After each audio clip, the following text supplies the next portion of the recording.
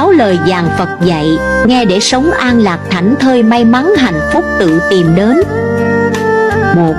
Hàng ngàn ngọn nến có thể được thắp sáng bởi một ngọn nến, và cuộc đời của ngọn nến ấy không hề bị tàn lụi.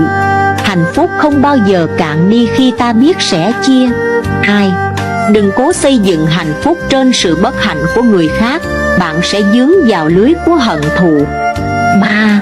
Tâm thái là do rèn luyện, cần phải bình thản, có tấm lòng yêu thương. 4. Làm người phải biết vui vẻ, niềm vui và nỗi buồn luôn xen kẽ lần nhau. Vui vẻ có mức độ chính là cả đời được bình thản. 5. Nguồn gốc mọi khổ đau trên thế gian đều bắt nguồn từ tâm bám chấp. 6. Cho đi yêu thương, hạnh phúc tự tìm đường đến. Lạc quan vui vẻ, bệnh tật rồi sẽ qua đi.